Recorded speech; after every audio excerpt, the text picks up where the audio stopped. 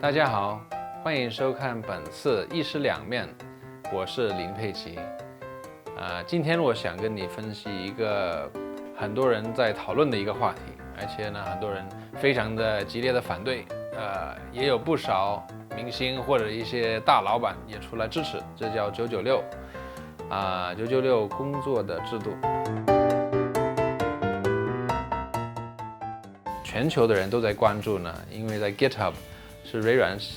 下面的一个网站呢，他们也开始抗议，就觉得中国的这种996的工作制度呢，会带来不少麻烦而且不少工人也出来就抗议。那今天我们去了解一下，我跟你分析一下，我们讨论一下，到底是好还是坏。996也有一些优点。第一当然是不少行业必须加班必须不能按照普通的1天8个小时休息2天的这种制度。不少行业，比如说航空，他们全球的规范的做法呢是工作5天到7天连续工作，然后休息5天到7天然后那些要看你的，如果是长途飞行的话，那必须工作10几个小时才能下班，那也挺累的。所以这样的话，我觉得有一些行业是不可避免的，但是呢，他们也给员工足够的时间来休息第二个优点呢，是你工作这么多的时候，你的工作量提高的时候，你真的可以提高自己，你可以提高你自己的技术大部分加拿大的这些技术干活的人，他们都有按小时算，积累了多少个小时才能到下一个级别然后呢这里叫 Red Seal， 就是说一般是4年。那事实上跟年没关系的，是跟你工作的多少个小时有关系，6000多个小时就可以算是一个专业人了。事实上加班也不错，也可以提高自己。而且呢，你如果是从公司的角度来看呢，当然是可以提到公司。如果你这一行是竞争比较激烈的时候的话，你真的可以为公司多付出，你都可以得到更多的好处。那第三呢是我认为hard work didn't kill anyone。英文有这么一个俗语，就是说努力的工作你也不会死。概念就是我们996呢，事实上大部分人也不会死，你努力一点你辛苦一点也不怕，你不要把自己养成一种懒猪嘛，你要努力工作。首先996的一个缺点呢，当然比较明显，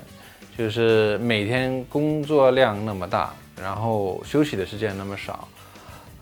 当然会产生更疲劳跟疲倦的一些员工然后下面的干的活每天的工作效率或者工作的质量会产生一些问题。对公司来说，996有的时候员工呢就会行使一种我不能下班员工呢就会开始认为还没到9点，所以呢我必须坐在这儿。那坐在这儿做什么？那是另外一回事。所以整个公司也有一些恶性的循环996也会影响到 work-life balance这个是工作跟生活的一种平衡当然这个我觉得也是中西方里也有区别，文化里面也有区别，人对这种看法有区别，但是整体的来说，人类都需要跟父母花一点时间，跟孩子们在一起，跟老婆在一起，都也需要跟朋友们一起出去吃个饭什么的，然后也得工作。所以加拿大有一个概念呢，叫 work hard, play hard。不少公司非常的准时下班，老板就会提醒他们 play hard，这个周末必须是玩得很痛快。所以你可能也看到这边的一个文化，酒吧的文化都是到了 Friday night 周五晚上，大家都去疯狂一下也是因为工作得很累。如果是每周你996的话，你才有可能一个晚上你才只有一个晚上可以去玩，你确实会感到比较辛苦，然后你的生活也会比较单一，交朋友的时间或者跟老婆小孩的时间都会受影响。